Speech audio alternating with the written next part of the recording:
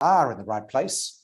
This is very much a webinar about South Africa's energy transition, unlocking viable economic investments for an African New Deal, as we've termed it.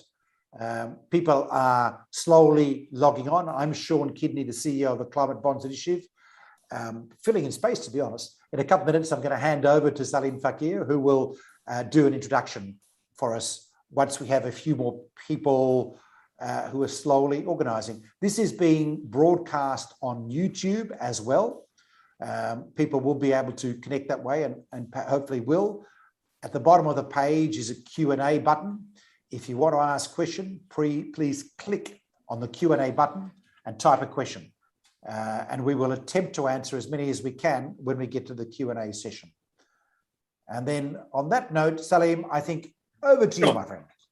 Thank you, Sean. I just wanted to welcome everybody from all around the world, I presume. It's morning, afternoon, and evening to all of you. Just to say that this is it's a privilege for me to just introduce a little bit of today's webinar, the title of which is Financing South Africa's Energy Transition, Unlocking Viable Economic Investments for a New African New Deal for Africa, if we can call it that. But before I hand over to Sean with Bridget Bull, who are from Climate Bonds, just to say that the purpose of holding this joint initiative, thanks to Agora, which funded the actual study, but also to Climate Bonds, which has been working with the ACF, in fact, participated in the early course that we launched with the Nelson Mandela School of Governance, and they came to present a course on climate finance, particularly dealing with climate bonds. And I've been involved on and off with Sean and Bridget on a range of stuff, looking at things that I didn't know about before, such as transition bonds. I knew a lot about green bonds, but I had no clue about transition bonds. I got to know Sean. Sean is the CEO, co-founder of Climate Bonds Initiative, well known around the world, working on issues like green taxonomy, etc. I know Sean is very committed to the cause of climate transitions and also well-versed on issues like this. So just to say, it's a real pleasure for us to be hosting what would to be effectively a series of webinars going forward on issues relating to finance and other aspects, even economic aspects to transitions. And today is one of the first of those events. And it's a real pleasure to be able to do this once again with Climate Bonds and with the support of Agora. And I will introduce the speakers just now, because we have a fabulous group of speakers from diverse backgrounds who will respond to the presentation that Sean will kick off with. So Sean, if I can give over to you. I think you need 10 minutes, 15 minutes. Yeah. Sure. So Sally will introduce Dumisano, Samantha, and Shamila in a minute, but thank you for joining us in this presentation, and thank you for the work you're doing, I have to say, on achieving a transition, including, and most importantly, a just transition in South Africa. Bridget's going to present some PowerPoint slides. So Bridget Bull is our project manager for this work, who's been working at Climate Bonds for more years than I can think of. In many countries. She's currently based in Australia, but she is actually a Cape Towner. So it has been guiding this particular project, this report. We will post the report in the chat box soon in the course of this particular webinar, a link to it, and you'll be able to download it. It's available free online. But I just want to give a couple of background comments about what's going on. You know what the challenge is. I mean, first, we have a climate challenge, and the Intergovernmental Panel on Climate Change just yesterday released an extremely sobering report about the trajectory of climate change around the world and the extent to which we are now feeling the impacts of climate change way sooner than anyone thought was likely. And that's going to affect, and is affecting, South Africa as much as places where I come from, where we've seen wildfires, where we've seen currently wildfires now in the US and Turkey, and of course floods in China. These are a teaser, a taste of what's going to happen. So this is all absolutely baked in. And remember that climate there's a latency effect in climate. So it takes about 30 years for the effect of emissions to flow through to things like sea level change. So we are unlikely to see the real impacts of the emissions we put in last year until 2049, which means even if we stop the emissions cold zero around the world tomorrow morning at 9 o'clock, we're going to have increasingly severe climate change for the next 30 years. Things are going to be tough. We've got to prepare. So there's a resilience discussion that's part of this. But in the short term, globally, we have to get emissions down very quickly. Now, we saw early this year an unprecedented set of commitments by the major economies of the world, from the US to Japan to the Europe to China, around 2030 commitments. The policy settings are changing. Now, this is a post-pandemic, a brutal pandemic. It's still brutal in so many parts of the world. But out of this, we have seen a political shift. The winds are shifting. One of the questions in South Africa is, what are the implications for the South African economy and industry and mining, for that matter, with this kind of shift? And what are the opportunities out of it, which we want to get to today? We kind of know when we look at the climate challenge what the solutions are. We need to see much cheaper renewable energy. Well, hey, thanks to strong action in Germany and in China in the last 20 years, the cost of renewables is dropping 20% per annum, or at least solar is 20% per annum. And we don't see it stopping. So between now and 2025, we will continue to see dramatic reductions in the solar costs for South Africa, which is a consequent benefit. We've got to figure out how to plan to take advantage of that and to ensure we can deliver, well, first, energy that stays on all the time, which is critically important for the productivity and the lives of citizens in South Africa, as well as increased energy provision that we need to do that. And then, of course, there are other solutions that are known too. The importance of green hydrogen. Well, we know Sasol is exploring this very actively, and so on. Above all, we need a lot of capital to shift our economies, to shift our industrial infrastructure, to shift our land use and our mining industries. Yeah. We're going to need to invest in what the transition is. The good news, this is where we get to good news. We have a world awash in capital. In Europe, some 21% of all institutional investment capital is invested in near zero or negative interest rate bonds. I mean, that is crazy. That is no way to pay my pension when I finally retire, putting it in negative interest rate bonds. So if you like, we have capital in search of yield as a dominant factor in the world. Now, that doesn't mean they're going to invest everywhere, because they're scared. They're afraid of risk. And we've seen some volatility in South Africa over the last 10 years. So it's understandable. So the challenge now is how we mitigate those risks to get money flowing in the right places. But what I can tell you is this international capital, it wants green. And the proof of that is the massive, rapid growth of the green and sustainable bond market, which is a slice of the market. But that's going to grow 80% this year alone, that market. We will have about $2 trillion US by the end of the year outstanding of green and sustainable bonds around the world. This is extraordinary. This market did not even exist 8 years ago. And when Johannesburg did its green city bond about 7 years ago, this market could be counted in about $50 billion US. It has grown enormously. And I want to stress that because, you know, Joburg, Nedbank and others were some of the pioneers of green bonds in the early part of the last decade. So we've got groundwork been done in the area. We will need other things. We will need some guarantees from rich countries to be able to get the cost of capital down to make the change. We'll need some discounted capital. All of that, I think, is on the table now on the back of this broader green finance agenda. So the question for me, for Bridget, for us at Climate Bonds is illustrating the opportunities, talking about the opportunities, taking advantage of the opportunities. So that's the background. But now let's have a quick look at the report, because this is what we're launching today. Big report, incredibly important. Thank you, Agora Energy vendor in Germany, who've funded and sponsored this particular project. Over to you, Bridget. Thanks, Sean, and thanks everybody for joining us today.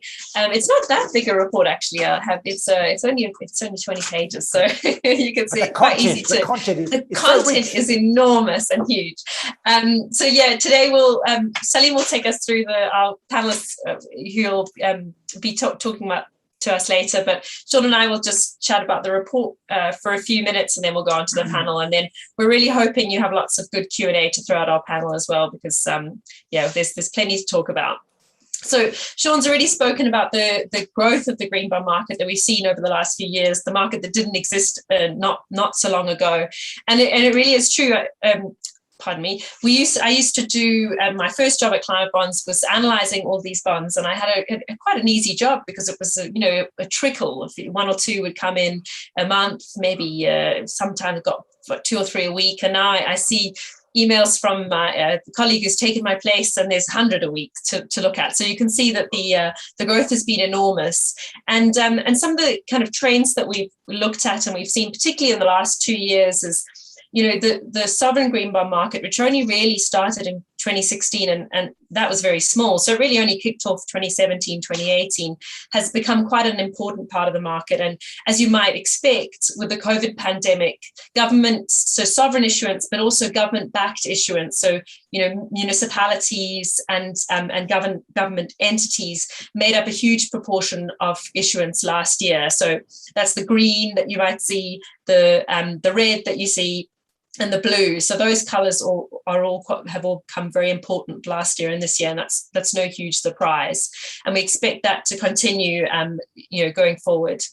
So it's been a remarkable story. And what is behind that? So what are the kind of benefits? I think what comes across from most treasurers is access to a larger pool of investors and a diverse range of investors. There's a lot of talk about pricing. I'm not going to go into detail about that today, but we are seeing much greater evidence of better pricing in liquid currencies, so particularly USD and euros. But one of the really interesting things we saw last year in the midst of the COVID pandemic is emerging evidence of better liquidity, and that's a special advantage for investors. So when the market ground to a halt practically in March and April last year, investors, the feedback we had received from investors is that they were still able to transact green bonds in that period when they weren't really able to transact very much else. So there's a huge advantage there for investors too, and these are some of the advantages that we see coming up time and time again. So that's part of the underpinning of the market. Access to better pool of investors, a higher value product, lower volatility, and the ability to show a competitive advantage and to demonstrate the transition that a company is undertaking. And I'll go into a little bit more about that later. These same advantages were reflected in our treasurers survey, which we did a few years ago, last year or the year before, where 98% of respondents said their green bonds attracted more investors. 91% said it attracted more engagement with investors, and a vast majority, 88%, plan to issue more green bonds. So these are some of the really strong underpinnings of the market. It is also spurred a much greater social and sustainability bond market. So it's not just green that's grown, but a whole lot of other labels, which can be sometimes a little bit confusing to people, all these different labels. But we break them down into environmental related, climate related, which is green, social related, which is the blue color you see here, and a mix of those two, which is the purple you see here.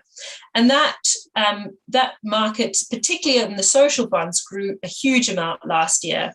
Again, this is not a huge surprise. The COVID crisis saw many governments and have large spending programs for social issues, which they raised using social bonds. So that grew, and we'll see. I'm just about to receive the half-year numbers for 2021 for these markets, and we'll see how much this has changed.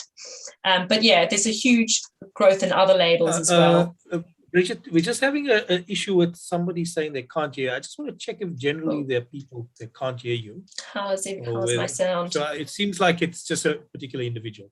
So let's continue. We'll continue, and I do apologize to that individual. I hope the connection improves.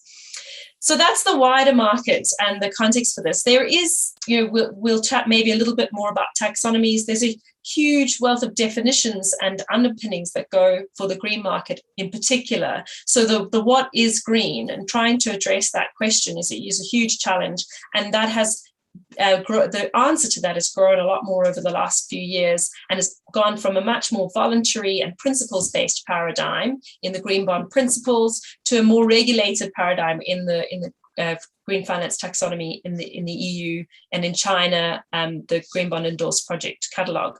And so we'll definitely see much stronger definitions around green and an attempt to reduce greenwash. On the social side, that isn't well established yet. So there's no widely accepted social taxonomy, although there are beginnings of that and there are best practice that's being adopted, but that is still an area which needs to be developed. So what's happening in South Africa?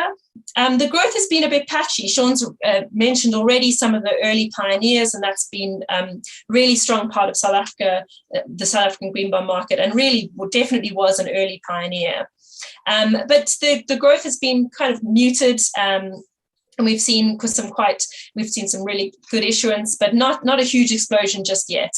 Some of the interesting ones, in particular, the City of Cape Town bond was picked up around the world. Obviously, the timing was quite good. It was in the middle of the water crisis. Everybody was talking about that, not just in South Africa, but all around the world. And then the bond attracted a lot of attention with its resilience component. So that was kind of something quite interesting. And that was really before many resilience bonds had come out yet. So that was seen as quite pioneering. We've seen green loans being issued as part of the REIPPP, and there have been other deals as well. Nedbank's a very regular issuer that Sean already mentioned. So there's growth, and I think Shamila will go into some of the market infrastructure that the JSE in particular has been working to put together to support that growth. One interesting thing I wanted to put here, which is the conversation I have a lot in emerging markets, and Sean has already mentioned some of the support that might be needed to facilitate growth of markets, is around currency. And the conversation I have a lot is particularly for emerging markets not being able to issue in their own currency. And so I think this comes across really strongly in this chart, where developed markets, 85% are able to issue in their local currency. In emerging markets, that drops to 53%. But if you take out China, it's tiny, so it's around 23%. But South Africa kind of bucks the trend and these figures are up to 2020, so I do apologize. I couldn't get an updated version of this graph, but that's with 84% of South African issuance in Rand, which is quite different to other emerging markets. And I think this is where South Africa has a very developed capital market and a large investor base locally, which you can really take advantage of in comparison to other emerging markets. So that's just one kind of interesting trend, which I thought I'd pull out from all the millions of charts and data we have circulating around. So I'm going to quickly touch on some of the transition concepts which are being very much discussed in the market at the moment, and are also a key part of the report and how we talk about South Africa. So this concept of transition has come up a lot in the last few years, and certainly some bonds have been labeled as transition, but the use of the word has not been very standard, and many investors have been concerned that it's business as usual by another name, so not really moving the needle on climate. And we put together a white paper last year which looked at how the transition label and transition concept can be of value to the market.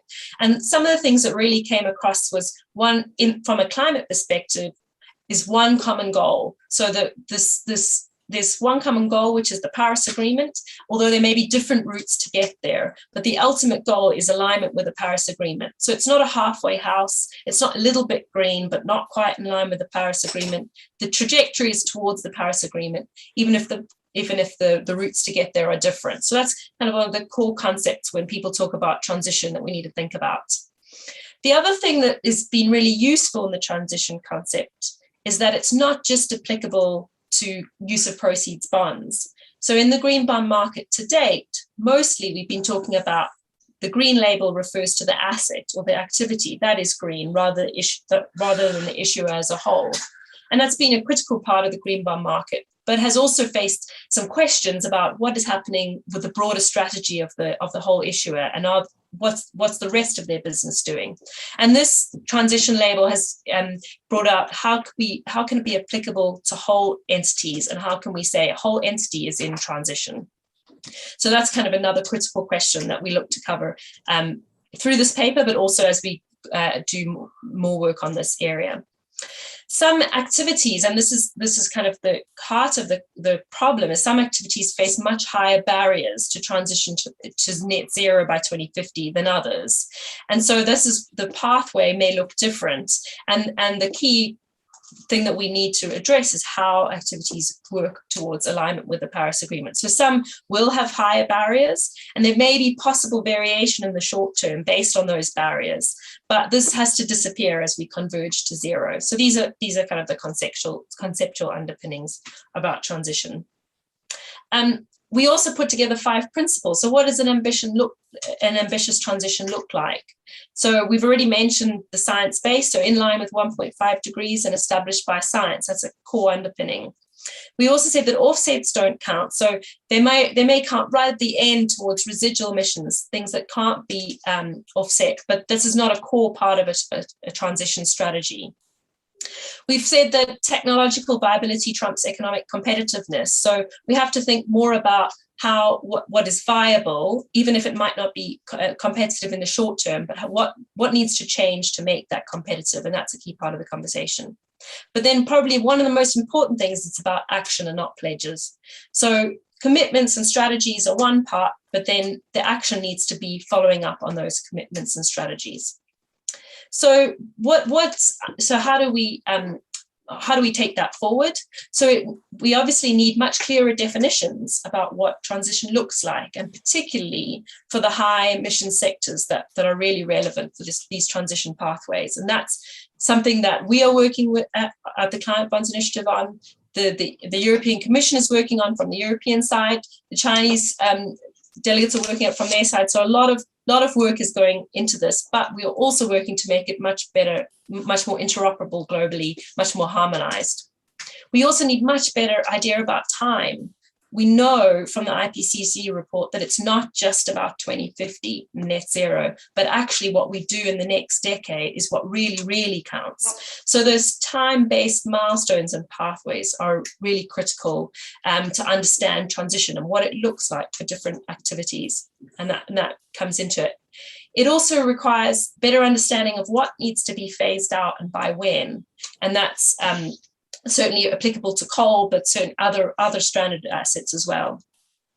There are a lot of tools that we can use for transition, and some of the core ones we've already spoken about, green bonds, but we also are dealing with transition bonds, which look particularly for high emitting sectors and how they can transition. Those are really applicable at the activity level.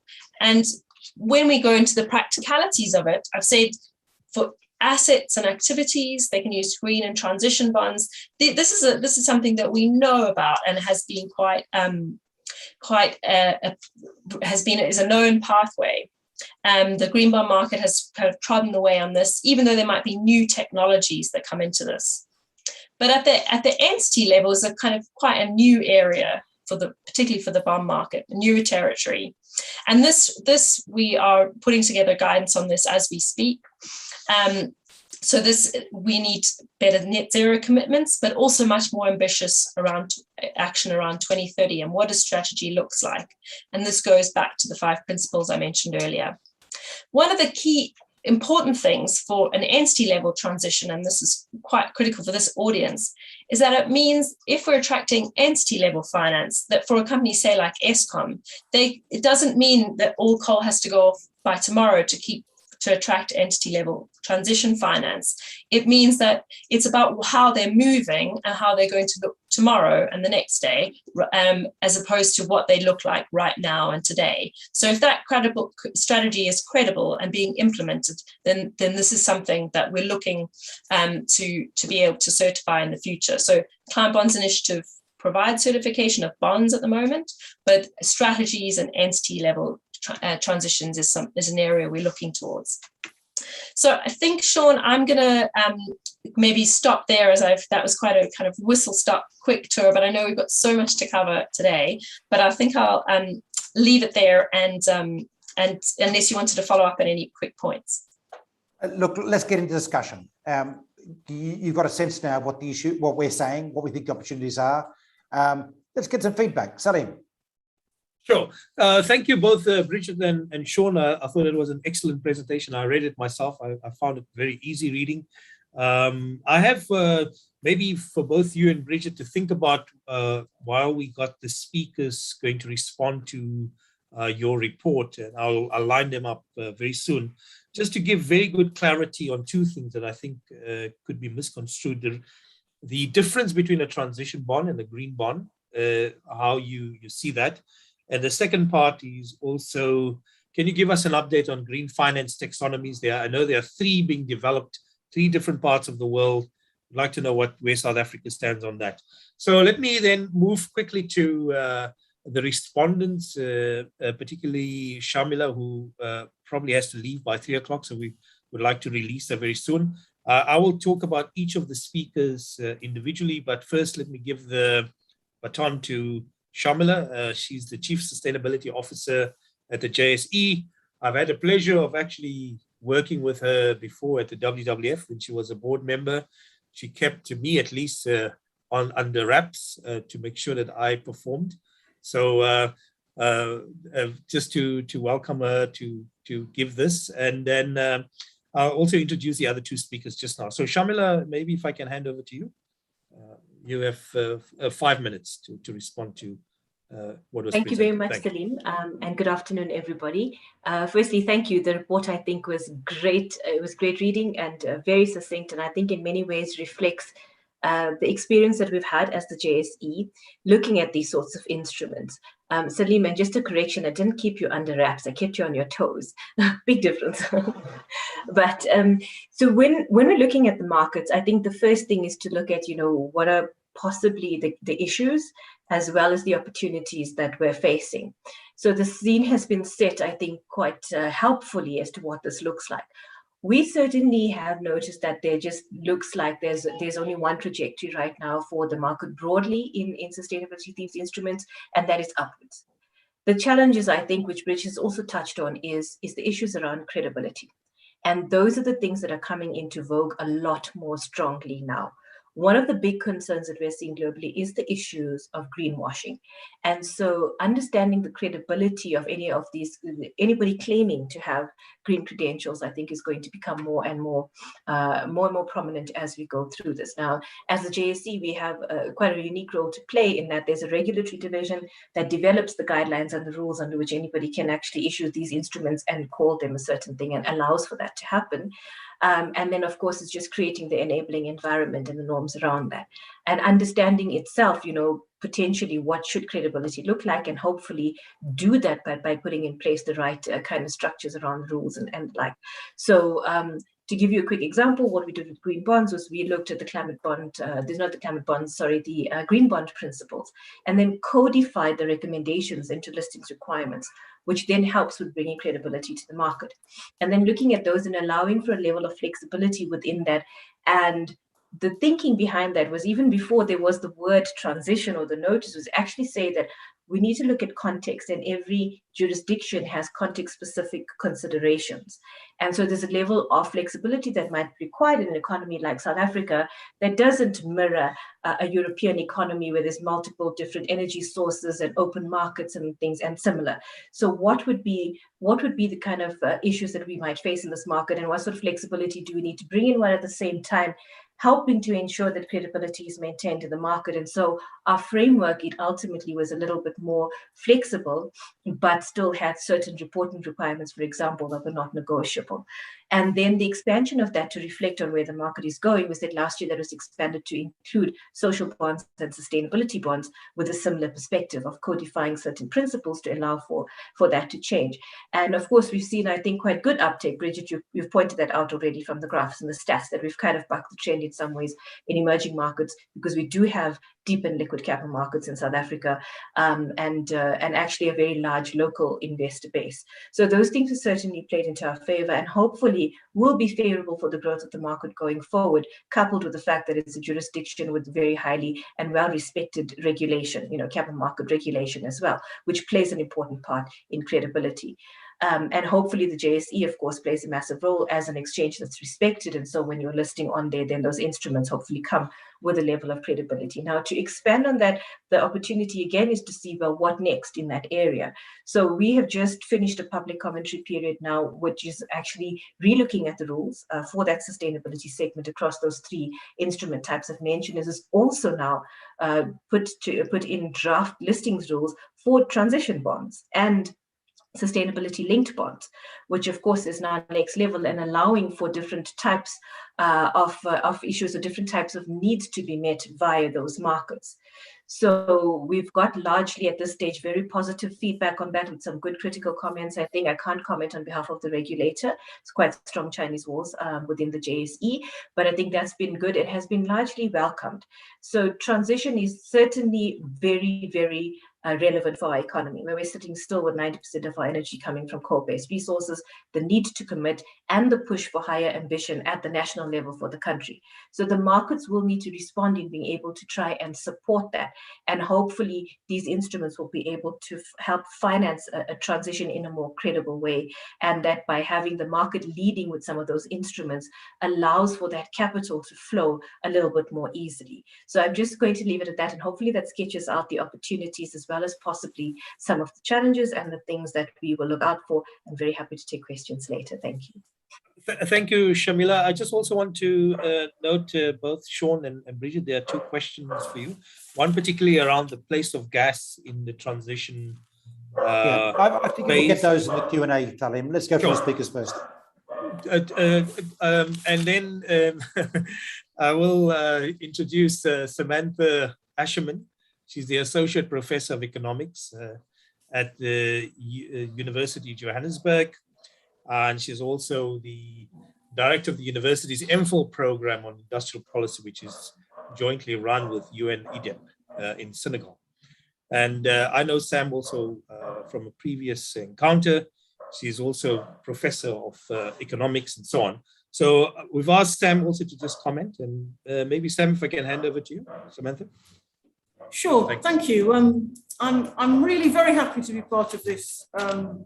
You know, it's an incredibly important discussion. It's an incredibly important discussion globally, and it's incredibly important here in South Africa. So the focus of my remarks are going to be really around the state, more specifically, and around the question of a just transition, and what's the just in the question of the transition, because again, that's important globally, but there are very, very sharp South African specificities which I think we need to talk about, and which the report does a very good job in talking about, because clearly there's the issue of emissions, which is catastrophic for the size of the South African economy.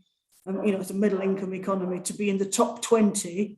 I mean, exactly where in the top 20 varies year by year, but to be in the top 20 of emissions, given the size of the economy, is not a good place to be. But it's not simply emissions. I should mention the land use and the drought, the multi-year droughts, I think was mentioned actually. You know, it's very, very important. Southern Africa as a whole is getting hotter and drier. Temperatures in the region have risen at twice the average rate, twice the global rate over the last 60 years. So the whole question of agriculture, food, land use, these are very, very much part of the picture here. But the report quite rightly focuses on tackling emissions, looking particularly at Eskom and Sasol. So now there's a big discussion around Eskom. We've got this hugely coal-fired electricity system, but congratulations for not leaving out Sasol, because Sasol is a really, really, really big part of what we have to address. And how do we systematically, radically restructure and repurpose Sasol, I think is a really, really important part of the transition. So I mean, you know, hats off to you for not dodging that which I think quite a lot of people would like to. But on the question of the just of the transition, I think it's really important to emphasize how economic, ecological, and racial injustice are deeply intertwined in the South African context. You've got the three core state-owned enterprises, which are Eskom, ISCO, the steel company, and then later Sasol, were at the centre of a development project which was profoundly unequal and unjust. It was a development project to raise up the white minority and premised upon cheap black labour. And some of the consequences of that project are that we have an economy with more than 40% unemployment, the highest level of inequality in the world, and an enormous climate crisis. So the climate, to me, the climate and the challenges of poverty, unemployment and inequality are not separable historically, and they're not really separable in terms of when we think about solutions and addressing them. And I mean, these are big issues, and I hope you don't think I've got all the answers, because I certainly haven't got all the answers, but we need economy-wide change. Absolutely, it's got to be economy-wide change. We need localization. Localization is critical. I mean, the COVID crisis has shown us the vulnerabilities of extreme reliance on global value chains, not least in medical equipment supplies, in the vaccine manufacture itself. So localization is very important, but I think there is a central role to be played by the state. I mean, a sort of short term is climate jobs, but to tie together addressing the climate question with increasing employment and addressing the employment crisis, as the report says, renewables have got to be critical in this. We've got to talk about reindustrialization in Mpumalanga, the province where coal's probably 20% of GDP in Mpumalanga. So we've got to think about what do we do for communities and jobs over the next 10, 20 years as coal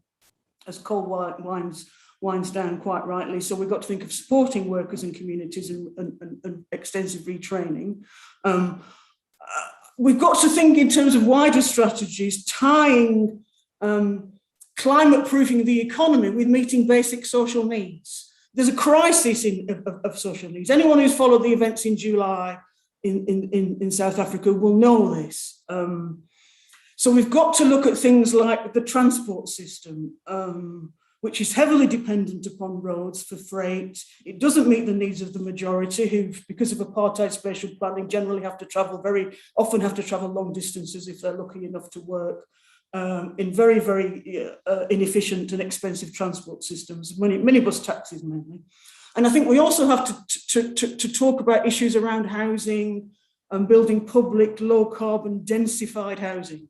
So there's a whole bunch of issues there which are quite big. But let me finish with just a point about state capacity, because that's a very, very big issue here. When you've got a state in crisis in many ways, very, very high levels of corruption have emerged, tied to factionalism inside the ruling party, and a kind of a sense of demoralization about state capacity. The idea that, well, the state's really not going to, how can the state really help us? And I think whilst we need to say we need to rebuild the state, and that's absolutely central, I think it's very important not to think, well, let's rebuild the state and then we can act.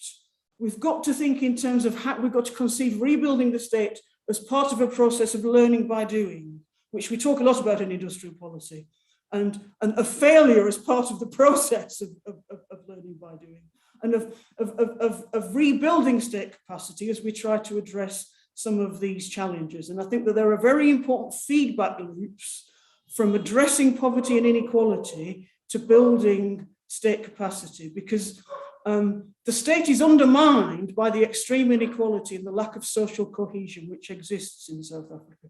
The productive and the distributional structure of the economy holds back the building of state capacity, and things like addressing things like a U-big, which is a very important question, a wealth tax, again, a very important question, are really have got to be seen as interconnected with these issues. But obviously there are massive issues of political will. Shall I stop there? Is that my time? That will be fine. Yeah, that will be great. If you want to add any last point, that will be fine. But maybe leave it for Q&A rather. Okay. So if I can introduce, but I think you raised one important point, which I would like Sean and Bridget to think about, is the element of just transition, which is very relevant in South Africa and how we deal with that. I'm going to introduce Dumisani. I know him from the Presidential Climate Commission. Dumisani is currently working on climate finance for the PPC, and he previously served as a climate support program technical advisor for the GIZ. So Dumisani, welcome, and thank you for coming to this discussion on the last minute. I know we invited you very late, but let me hand over the floor to you. Thanks. Maybe you can give us some insights on some of the thinking in the PCC. Yeah. No, thanks, Salim, and good afternoon, colleagues, and yeah, anywhere else in the world. But more so, I just wanted to, say that I think the report is really an eye opener, particularly on the topic of green bonds.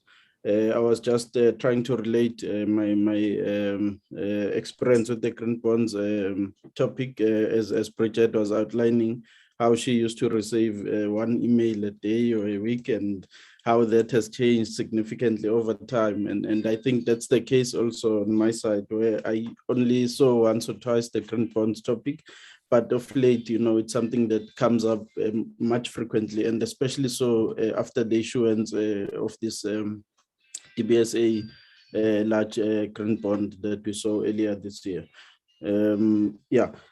Just to maybe kick off on the green bonds topic, I think coming from a PCC point of view, I think there are a few critical areas that we are much more interested in, particularly around the issue of resilience, particularly around the issue of just transition, just energy transition in particular, as a much bigger piece of the just transition program. So we are much more interested in that topic. I think what is more important, at least at this stage, because a lot has been said, much science has been discussed and shown around, but what is much more, even more interesting will be what you've coiled in your presentation project as practical implications. What are the real practical implications of a green bond at an activity level? What are the practical implications of a green bond at an institutional or at least entity level? And that's something that I think, or at least that's the level of the conversation that I'm now hearing from ESCOM and other emitters.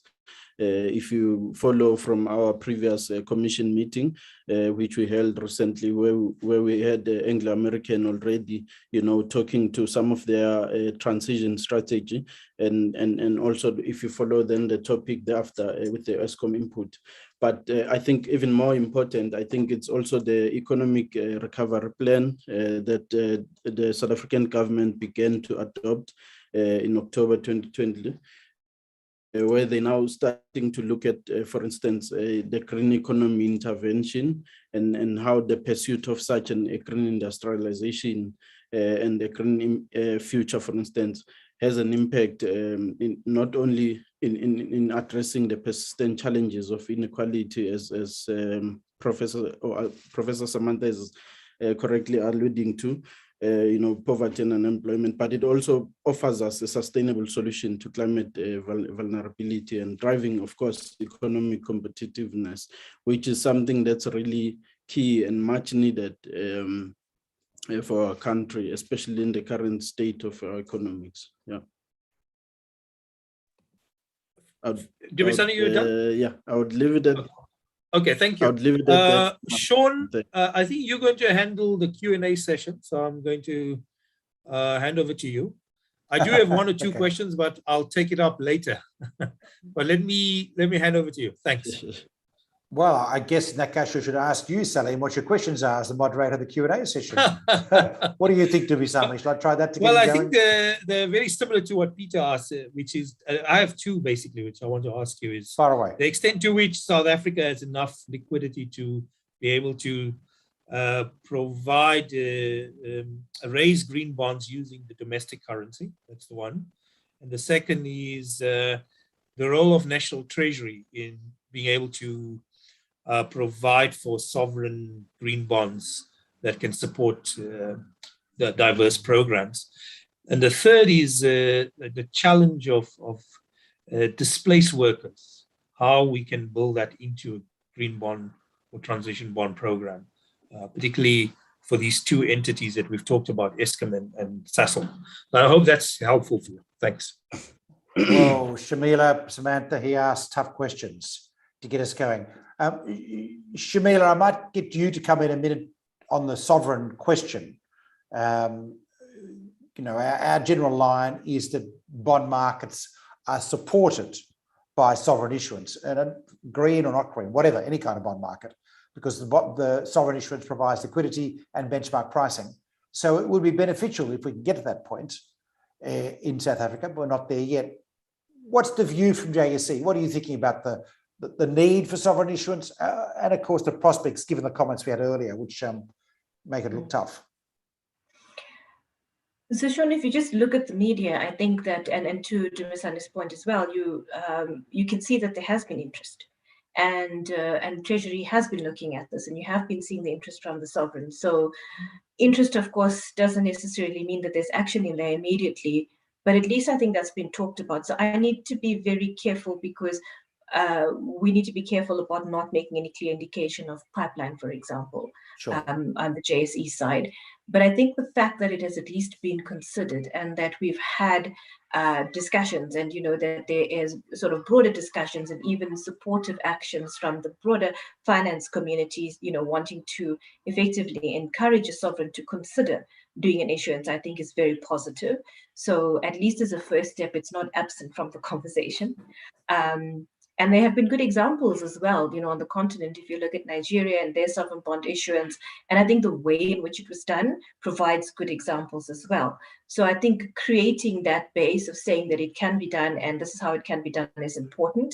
And of course, there's a lot that sits under that in terms of the structures and the mechanisms to be put in place. Possibly there could be issues with the use of proceeds model, but there's a number of things that need to be considered for a sovereign issuance in particular. And I would just rather leave it there and proceed cautiously to say that it is very positive that at least the sovereign has been looking at it. I think that intent has been stated publicly that they would like to consider doing a green bond issuance. So, and the JSEs, they're of course willing to support in whichever way we can. So that's a positive at least. Thank you very much, Shamila, for that. I know Peter Montalto also asked a question about this issue. So, yes, you're correct, Peter. It doesn't need to be just sovereign. It can be sovereign entities. And so in Canada, when they looked at this, they took a process of pushing sovereign entities to issue, although now they're also issuing a Canadian sovereign as part of all this. The key thing is we need liquidity, which means a bit of scale. It is true, in the absence of liquidity, you need multiple issuers, so you can have some trading between bonds and so on, and it needs high creditworthy material to provide the benchmark pricing, ideally at a few key tenors. And when the Germans and the French have come to market with their sovereign bond programs, France is now at over 40 billion euros of sovereign bond issuance. They've picked tenors which they felt needed support in the broader market as a deliberate strategy of supporting benchmark pricing and yield curves in the broader market. So there's stuff like that we can be thinking about doing in every country, and hopefully the sovereign issuing. I think the main thing to note is that clearly Treasury is into this issue because, to pick up an earlier question that Salim asked, there is now a taxonomy. The Treasury has been seeking consultation, which are closed. And I know JSE has been involved in that. A very important development in terms of providing guidance to the market about what qualifies this particular area. So that's a fair amount of engagement, that the fact that they've actually hosted the consultation process going forward. This kind of study you actually asked about taxonomies in other parts of the world. We've been involved in most of the taxonomy conversations globally, but the two big kahunas, if you like, are the Chinese taxonomy that was launched at the beginning of 2015. I was a member of the Green Finance Task Force, the People's Bank of China, in 2014, which recommended it.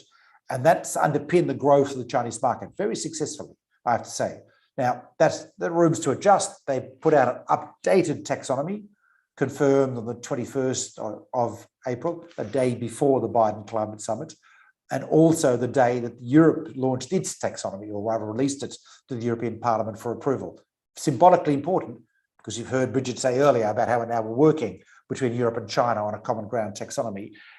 It's been a guidance. So in Europe in the last few years, we've also been developing a taxonomy, which is way more than guidance to the green bond market. It's also the regulatory framework for disclosure, mandatory disclosure by investors, banks, and corporates in Europe around their sustainable investments, what they have. So that will have a wash-on effect across all equities and so on going forward, which will probably play out in the Johannesburg Stock Exchange in due course, with overseas investors wanting to say, tell us what meets the European taxonomy. The good news is the taxonomy that the South African Treasury put up for consultation is broadly in line with the European taxonomy. So the interoperability looks very good, which is going to make it much easier for international capital flows in terms of domestic capital flows. So look, a couple of key points. The question about transition that Salim asked, and displaced people and how we manage that. Dumisani, that's a question for you to a certain degree too. Like how vital and essential is this being understood within the South African market? I mean, given your work at the Presidential Commission, how do you see this playing out? I mean, how are people really, are there concrete measures underway right now to try and address this issue of displaced people and transitions? Where do you think the debate's up to? Dumisani, are you there still? Yes, I'm still here, Sean. I think key to the just transition process, or at least let me just maybe broadly speak to the setup of the PCC to say that I think what's even more important is the kind of partners that are involved in the PCC, who are of course there to ensure that such displacement is not something that happens. Minister Mantashe at some point in the meeting last week also, he spoke about blind spots as we embark on this just transition, and the PCC, because of its structuring, is intentionally trying to at least avoid that blind spot, where you have all the social partners represented there. We have your business, your academia, your experts, and civil society organizations, as well as relevant research and traditional leaders, institutions represented there. And the conversation already, if you follow from our NTC process, when you look at it from the climate finance perspective, we are already acknowledging and also condemning at least the skewed funding of the adaptation and the mitigation programs, and we are strongly advocating for balanced funding of the two topics, because at the center of our climate transition as a country, and also as backed up or at least supported through by the Commission, is of course the push for a just transition. And we cannot achieve a just transition if we are, even in our own funding models, we're only going to focus mainly on the mitigation topics, or at least on the energy in particular also, because I think there's a bit of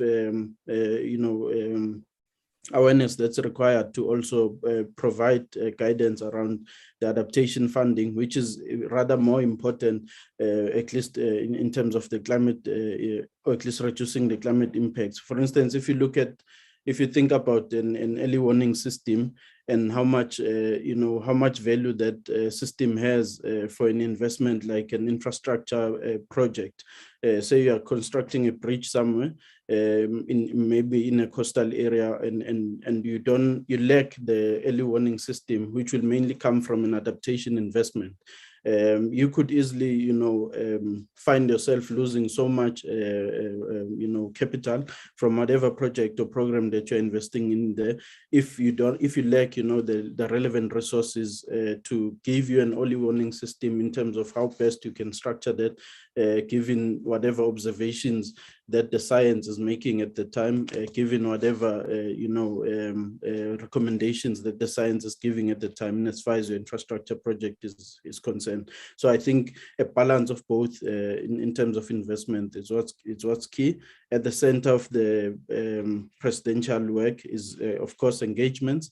As we are developing the Just Transition framework, we are strongly, and carefully structuring how best we can engage society in all its level, shapes and form, so that we don't leave anyone behind. It's key. Even internationally, I think it's well echoed that the transition should not leave anyone behind, and the same is true also on the financing part. Yeah. Good points, Dumisani. And Samantha, I'd like to come to you, because while the importance of transition is very clear, and Dumisani makes some very useful comments about that. And we in our work on developing Plum Bond's criteria are focusing not only on mitigation and the energy discussion today, but also on developing criteria for resilience. And I do want to note that just on a physical resilience, Cape Town has done a very successful bond for water infrastructure resilience as an example, but it doesn't pick up the other aspects of resilience, like social resilience, which is part of future work. But underpinning of this, you need an economic model, because in the end, what we're talking about is debt that gets repaid, even in concessional finance. And that's going to rely on some level of industrial and economic transition planning, which will create jobs where there are no jobs while jobs are being lost. Some of that job loss is going to happen anyway. The price of solar is dropping so damn fast that it's going to be very uneconomic to maintain a coal plant quite soon if people get the rights to build solar, which, of course, we've seen some government regulatory changes to allow that with IPPs going forward. So where are we with the understanding of the economic development, this nexus between state and private industry, to address this transition, do you think, in South Africa? What's the state of it, to pick up Dumisani's anxieties about what we need to do? You're still on mute, Samantha. There's always one, isn't there? That's a great question. It's the central question, which is why in my opening remarks I emphasise the question of state capacity and rebuilding state capacity, because, like many, I'm not of the view that the private sector on its own is going to do it. And I think the evidence supports me in that. And there's something you say in your report, which I really do want to emphasise, is that the crisis and its scale and its importance requires that we think differently, we reimagine. There's a lot of repurposing that's absolutely necessary. We have to think as societies, not just the state and the private sector. We have to think of societies as how we want these many of our institutions to work. And in the discussion of a Green New Deal in the States, and we are quite rightly talking about a Green New Deal for Africa, some people talk about it in terms of, like, you've got to think about it like it's a war. Like, you have to mobilize society's resources on such a scale as it's like in a war. And I think that is how we have to think about the climate crisis. So on the question of retraining workers, shifting workers, like I mentioned in Mpumalanga, is particularly important, but it's not only in Mpumalanga. And to use that shift to renewables, but also to changing transport and housing and retrofitting buildings and so forth, to rebuild manufacturing, because the key crisis in the South African economy has been in manufacturing. We've got a very strong minerals sector, which remain, for all those problems of the cyclical nature of mineral exports, minerals are fine. Minerals in South Africa, unfortunately, they're absolutely fine. Export earnings don't fall below 50%. Minerals don't fall below 50%. The question is the manufacturing outside that is very weak. And COVID has been disastrous for manufacturing. So there's got to be a rebuilding, a more inclusive rebuilding. And I think the state's very important in that. Two other points. The policy climate needs to shift. It's a sort of political question you might not want to go to, but it's very important for us, which is the question of austerity and fiscal contraction. Can any of this be done seriously in a context of austerity? That's a really, really very, very important question. And obviously my answer to that is I don't think it can.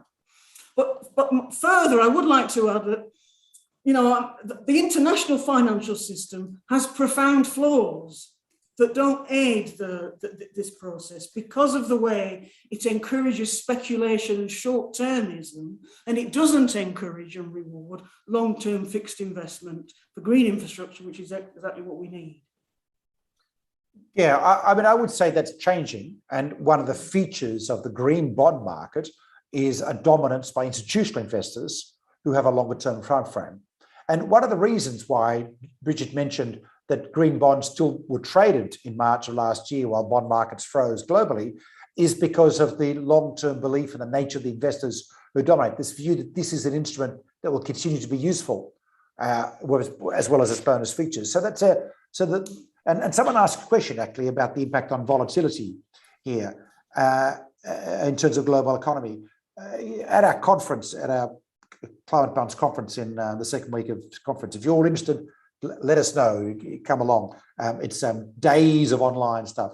One of the speakers, Ratan Roy, who's the former economic advisor to Prime Minister Modi in India, is going to talk about this. He's going to talk about the extent to which the green transformation is effectively providing a dampener to volatility. We have an increased volatility in bond markets right now, globally. But we see very clearly that green bonds are less volatile, which is very useful for investors as well as treasuries, because of the belief in these things are going to be lower risk going forward.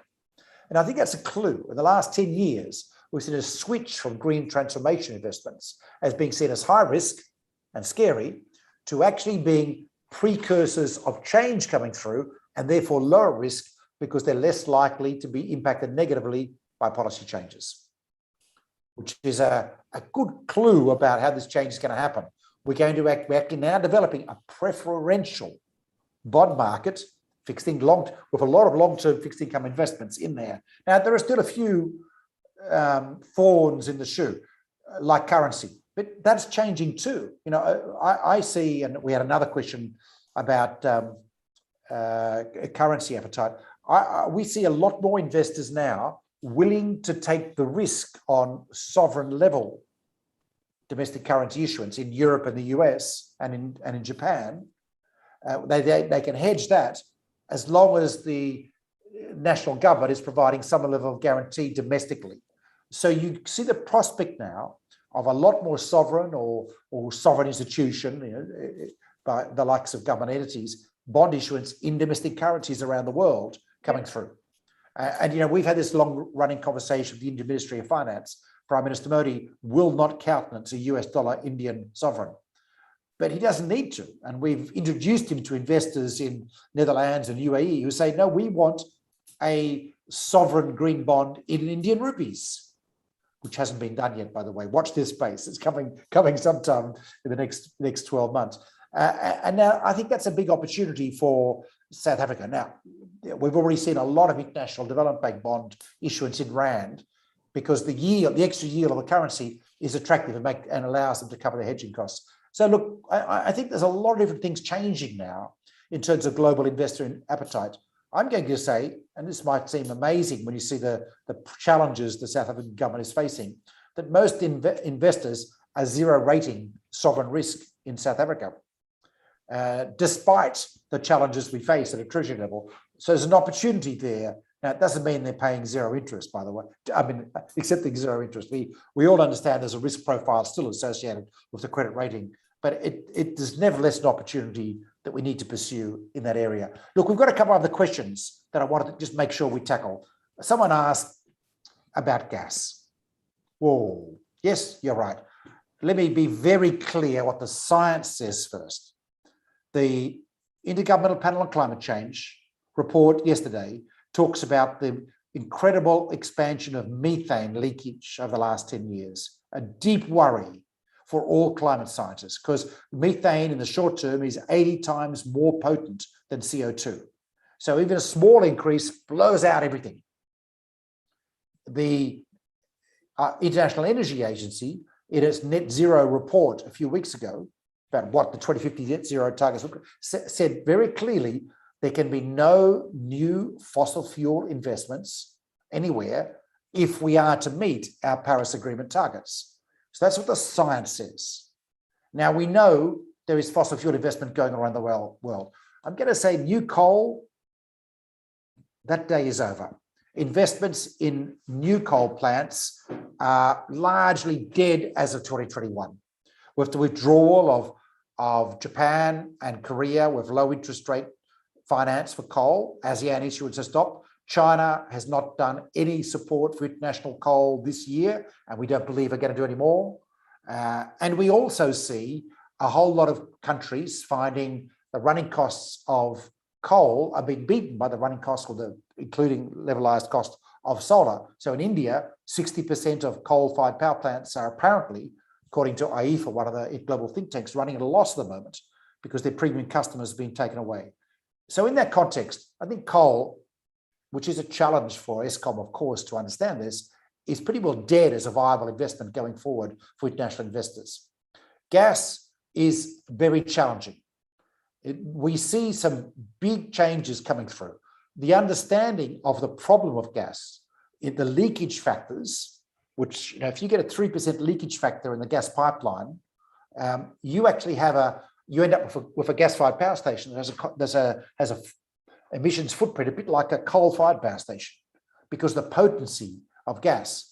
So that is leading to a license to operate challenge for gas around the world, which is going to play out in the next 24 months. It's already a subject of furious debate in Europe. Should we be effectively banning gas already? The European Investment Bank, one of the world's largest development banks, has already stopped all gas investments as part of its climate policy. This is going to grow. On the demand side, we see reasonably strong gas demand for the next 6 years or 7 years, but there's another thing that's going on. And Sasol is going to probably be part of this story, which is the growth of green hydrogen and the cost reduction lines that are happening in green hydrogen. When we speak to some of the largest green hydrogen companies in the world, like Aqua in the Middle East, they tell us that on today's technology, they can halve the cost of green hydrogen with a volume contract. It's all about volume contract. And I'm telling you, volume contracts are coming through from China, from Japan, and from Europe. Now, this is what I mentioned by Sasol, hopefully will benefit from some of this with their shift away, their telegraph shift away from high carbon hydrogen to low carbon hydrogen. We've yet to see what their business plan looks like, of course, but that's looking hopeful. Now, what that means is hydrogen is going to drop in price like a stone in the next few years. We have one major industrialist speaking at our conference in a couple of weeks' time, saying that they're expecting to drop the price of green hydrogen delivery in Europe by 6 in the next 2 years. That's an extraordinary price reduction. Our view is that green hydrogen will be cheaper than natural gas within 10 years, within 9 years in all major markets. Now, what that means is basically, why would you buy gas if you can get green hydrogen and avoid the license to operate opprobrium that is going to be attached to it in the same way coal now has a license to operate opprobrium? So the forecast for gas, I'm afraid, just speaking to straightforward energy sector investors, I would have to say, make your money in 6 years. If you need a 30-year horizon to make your money, you're probably going to lose your money, and act accordingly. So that's the risk question. Now, this is a risk understanding, which I appreciate is not fully appreciated yet by the industry in South Africa and the government. But at the very minimum, investors around the world are becoming extremely aware of this forward risk. And you will see at the moment a paucity of long-term gas supply contracts. There's been a lot of shift to short-term gas supply contracts, different markets, which is a harbinger of changes coming through. So the gas bet in South Africa, I'm afraid, is deeply risky going forward. Now, of course, the South African government could prop it up by banning other kinds of investment, but that's not a great way to deliver power certainty and lower cost reduction. So that's probably a longer conversation, but I'll just put that on the table. From a climate perspective, you can't do it. There's simply no way we can make our climate goals compute by allowing new gas, unfortunately. We've got a few other questions in here. I want to stress to everyone, this is being recorded, will be available on YouTube immediately afterwards, and then via the climatebonds.net website as well. And you can share it with your friends should you want to. And the PowerPoints will be available as well by the on the Climate Bonds website. But of course, the report has been published by Bridget already in the chat. So if you want to have a look at the report, please download it here. A last word from Shamila, because Shamila is about to exit soon.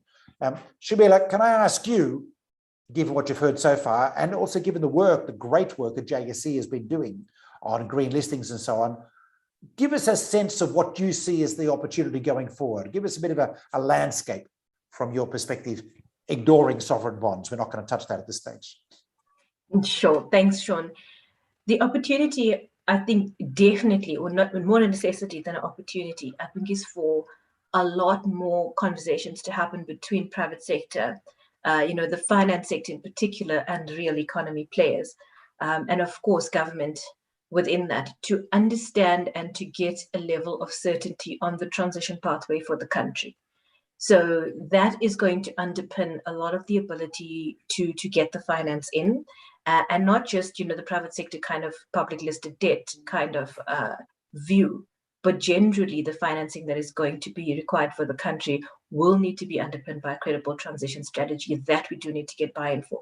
And I don't want to state the obvious, because of course the just transition conversations are happening in the country. And there is a lot of work that's already started. I mean, I'm thinking about the Just Transitions Pathways Initiative that's been hosted by the National Business Initiative, and that brings together public sector, private sector, as well as the government. These are critical conversations that we need to make sure that we're a part of, and that come to some kind of actions very quickly. I think, to underscore, Sean, your point about, for example, the viability of gas in the longer term, if we look at an integrated resource plan for the country, gas is part of that transition pathway. But to your question on timing and the longevity and long dated versus short dated, I think there are very critical conversations to be had about that. And about the relative cost then longer term, against renewables. So a lot of the modeling, and I think the modeling is very important, because looking at that cost and looking at the particular sectors in the country that need to transition and decarbonize, because we have some, pretty unique circumstances in some instances. To be on top of that conversation is going to be critically important, and to be able to tie that up and get a broader buy-in. And I think, buy-in is something we try very hard to do, but at this point in time, my biggest concern is time. And that these are pressing issues. The need to decarbonize, just purely from a climate change perspective, is massive. We don't have much time. I mean, the IPCC report that just came out basically tells us it's worse than we thought it was.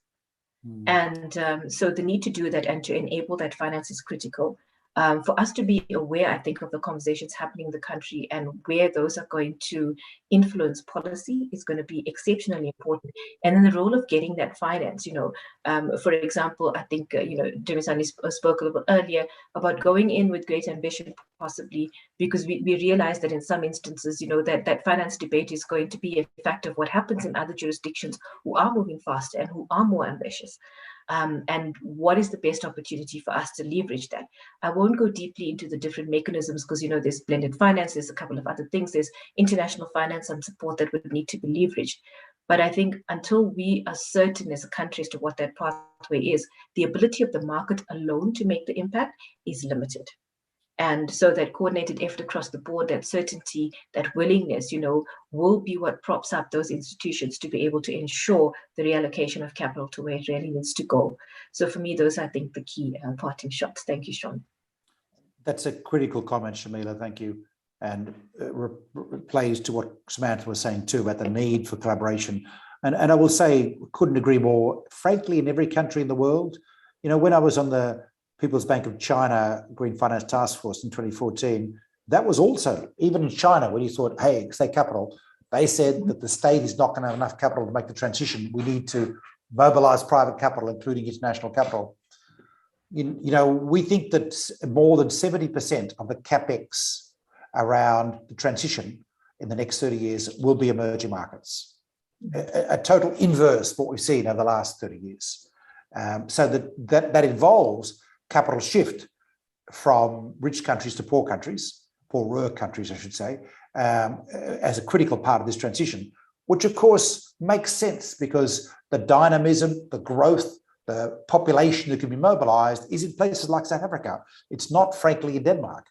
So if we can have a partnership between the places that have the opportunity to grow and deliver innovation and ideas and new industries with the holders of capital, then it means those Danish people will be able to pay their pensions in 20 years' time by getting a reasonable return out of South African investments. And that's what we've got to engender in our view. Absolutely. Sean, I think, one more point for me that is also important to realize is that we're an economy that was already struggling growth-wise, even prior to the pandemic. And the need to really reconsider where growth is going to come from in this economy was already pressing. And I think, I guess being a strategist formally, first and foremost, for me, it's kind of like, where is this going? And that transition needs to happen. And there are opportunities for natural advantages, even, for example, in green hydrogen. And that's already been mapped out in some of the just transition pathways work and the modeling that's been done for the country. It seems like that is the opportunity to build forward. We keep talking about building back better. I think this is the opportunity to build forward better, knowing that we were already in a hard place before that. And as a country, there's an entire transition that can be assisted by using this as a strategic advantage almost. Thanks. Great comment, Shamina. Thank you so much. I appreciate you have to jump off. So over to you. We've just had a couple of other questions and comments. I'll quickly tackle it. Then I'll ask Samantha Dumisani and then Bridget to see about comments. Agriculture is part of what we have to do. The question is, what is sustainable agriculture, both in terms of mitigation? I'm going to say some crops are really good at sequestering carbon. Some, like maize, are not. So there's a challenge for us in what agriculture is going to look like going forward while we're feeding everyone. But also there's resilience and adaptation, really critical issue. What is the right kind of agricultural practice? Drip feed irrigation, for example. That's a CapEx issue. It's going to get a lot of CapEx to do it. For some markets, that's as path forward. What are the other paths forwards, particularly where there are huge populations that are surviving on the land and self-feeding in terms of how those transitions occur? How do we support those, including with more fertilizer, by the way, green fertilizer, ammonia made from green hydrogen. We're looking to Sasol to solve this problem going forward. There are other energy sources. It's not just solar and wind, it's also hydro, which is clearly a green energy source. There's also biodiversity issues. Pakistan has announced it will do a sovereign green bond where the proceeds will go to national parks and biodiversity protection. Fabulous. That's going to happen. And a group I'm involved with, Financing for Biodiversity, is supporting Pakistan in doing this issue. There are other components to this too. There is quite a discussion underway based on some work done in Seychelles originally about climate debt forgiveness or rather debt refinancing at lower rates, which is an easier thing to achieve in return for some protection for natural capital. In the Seychelles case, it was the marine reserves, etc. So a lot of people are labouring under high levels of debt where there is a chance to refinance that at a low level of debt to attract investors with a good story about impact on the environment. There's many options here that we can pursue in terms of the nature of investments. But what we're concerned about in this report today is around energy of all sorts, which is a critical issue in South Africa, especially given our challenge of dealing with rolling blackouts on one side for industry, and then also the provision of energy for so many people of low income all around South Africa, which would make a difference to their lives if we could improve that provision. There's work to be done on the energy transition working work, but we do need that state relationship. So Samantha, because we're at the end, your thoughts on what we've got to do to make this work where we are now and what the opportunity is, next steps. I know you think about and write about this a lot for the audience, and then we'll go to Dumisani about what he thinks the next steps are for this transition agenda, and then we'll go to Bridget and Salim. Samantha. Thank you so much. Firstly, just very briefly, let me completely agree with you about gas. It is a concrete question here. There are people who are advocating we need to introduce more gas into the energy mix, and I don't think that's the way to go. I think that funding the massive expansion of renewables is clearly got to be the way we go. So a couple of points just on the financial system. I'm hoping you're kind of cheering me up in what you're saying, Sean, in that there's a shift against the kind of rewards to short-termism, and I hope you're right, but I do think when we talk about the financial system, we need to kind of broaden it to look at the role also of central banks, of private banks, but also of public investment banks. South Africa has the IDC and the DBSA, the Industrial Development Corporation and the Development Bank of Southern Africa. But between them, they're only 5% of GDP. So I think there are important questions about refinancing and expanding the role of those sorts of agencies in this conversation. My final point, I guess, is as people tend to do in these things, is to repeat what they really think and what they said at the start. But South Africa has such great, huge interlocking crises, and to me, it's not meaningful to try to separate them out from each other. COVID was a terrible shock, as it was everywhere. But in the context of such massive poverty and unemployment and inequality, 2020, with the shutdowns, there was a 50% fall in industrial production. In the context of a society where, unemployment, if you look at unemployment for Africans or for women or in rural areas, you're talking way over 50%, in some of those groups, maybe 60, possibly 70%, where the jobs that do exist are extremely precarious. So to address these kind of, to address the climate crisis and also these profound social issues seems to me to be very important. We've got an economy which it's got some very important key profitable sectors, but it's really characterized by very low investment, by low employment, by low wages, and by low productivity. And the task of finance is to address all of those, and it's a big ask. Thanks. No, I did the mute thing. It is a big ask. It's a deeply challenging agenda, but I think you're right. There is hope at the moment. Dumisani, you're in the midst of the work of the Presidential Commission. Do you see hope? Indeed, no, I do see hope. I mean, I do see light at the end of the tunnel. I think it was just maybe the PCC was also one of the most needed instruments in driving this transition, and I think in driving this transition, the PCC is very careful and maybe cautious also in how best to approach the different discussions on the table, because we are not building from scratch most of the conversations. Some of the conversations are already happening. For instance, I hear now from Shamila on the greenwashing, a discussion that's happening already within the JSE, and that's already some of the topics that the PCC is picking on as part of its, work around the climate finance. But key to our work, I think it's mostly about, looking at how best the climate finance landscape is looking like in South Africa. Of course, learning strongly from the Green Cape, report on South Africa's climate finance landscape as released earlier this year.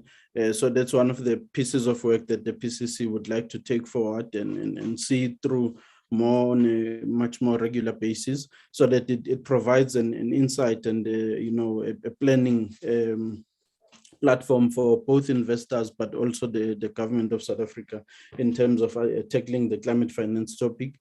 We're also looking more strongly in terms of developing what we would know as the climate finance models and strategies, because we think that there's a bit of a gap in terms of the modeling efforts around climate finance. Thanks to the work that the NPI is leading, as you earlier alluded to, I think that's very informative work, and maybe the questions that we are getting on the chat around the agriculture opportunities in South Africa, they could be responded to in the upcoming work pieces or work outputs from the work of NPI.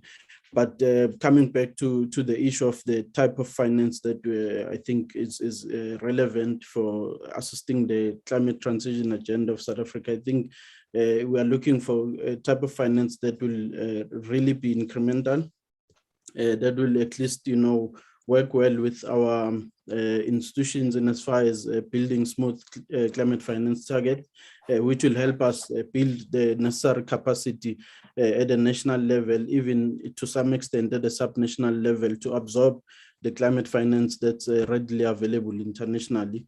We are looking for type of finance, and as far as quality is concerned, that is transformative, which will be able to meet, of course, the immediate needs of South Africa in as far as the energy transition process is concerned, and that, of course, does not necessarily limit us to look at specifically green bonds, but looking at the mix of finance instruments that are available. If green bonds really is the viable solution, I think that's certainly what we would be recommending to pursue overall. I think broadly, we also want to think deeply as a commission in terms of the just transition finance pathways, in particular the setting up and also recommending what we think should be the design features of such a just transition fund, and how that could be managed and implemented over time. So yeah, as part of my parting shots, I think I'd leave it at that for now, and hope that I've added value. Thanks, Dumisani. That's great. Such an important area of work. I want to stress that resilience is as important now as mitigation because of the challenges we're facing. There is a very clear, direct, absolute correlation between inequality and fragility or lack of resilience. We have to address inequality if we want to make our societies more resilient. The less equal they are, the more they collapse when there's a shock, and collapse like a Somalia into civil war or whatever it might be. So this becomes a climate issue, not just a social issue. That's my point. And that means that the Just Transitions agenda, which is central to trying to address inequality while we go through this transition, this energy transition, is really important. So your comments are incredibly important, Dumisani, from my perspective. Bridget, have we missed anything? Final thoughts for you? I want to hand over to Salim because I think he's only got a few minutes to wrap up. But I think one quick thing I wanted to say on South African leadership, and I think that's around the area of just transition. The word is talked a lot around the rest of the world, but no one really knows what it means. And I think in South Africa, the conversations are a lot deeper. And so, yeah, how South Africa can kind of really show leadership on this topic and show the rest of the world what it looks like, I think is a really big area for development going forward. And one other quick thing I wanted to say is, which we didn't really touch on today, is kind of thinking about just transition and maybe separating from an energy perspective the ramping up of renewables and the phasing down of coal. And those aren't necessarily, we're going to lose jobs in coal, and we know we have to do something about that. But the ramping up of renewable energy, at least in the near term, is not going to be replacing. We need so much more electricity, and with the increasing electrification pressures on every economy globally, thinking electric cars and everything else, we need so much more electricity that actually in the short term, we need to be looking at ramping up renewables slightly separately. It's not necessarily going to take away from coal in the kind of short to medium term. So I just wanted to put that out there. But I think I know we've got no time, so I leave it to you to wrap up. So my skills will be tested in 30 seconds. I have to end this, so I'm going to try to do that. But I just wanted, I'm not going to summarize. I think, it's very clear that this is a big topic. It needs a lot of work in South Africa, and there's room for that. And certainly we look forward to working with CBI and others on developing this work further. So I just wanted to thank Sean and Bridget for an excellent report. Recommend the audience read that. And there'll be more work on their website that you can have a look at for other examples. But just to thank also the audience for coming. And then most importantly, to thank people in the background, Kateko, Kelly, and Lena from Climate Bonds for pulling this together in such a wonderful way. So let me leave it at that, and thank everybody for your presence and your participation. Thank you. You will get the recording on YouTube and on a webinar if you're interested. We have a huge challenge. We've got the capital. Remember that. It's just in the wrong place now. It's in German Bund, just wrong place. We have to shift it out. And that's going to require, as Samantha says, a strong state action and governance regime. But the main thing is change is coming. One thing I can tell you from the last year is that in Europe, in the US, in China, in Japan, in Korea, in so many places, there's a renewed understanding, we've got to do this. They don't really know how they're going to do it, but they've got to do it. So even putting aside everything else, the South African economy, with its export aspects, including the mining industry, has got to understand what that change is. It's going to mean different stuff is going to work. Let's take advantage of that. Let's make sure that we can prosper in South Africa through this global economic change that's underway. Thank you, everyone, for joining us. Thanks, Salim. Thanks, Agora. Thank you for the speakers as well. Thank you very much. Bye-bye. Thanks, Salim. Thank you, Shamila and Samantha. Thank you, Timisani.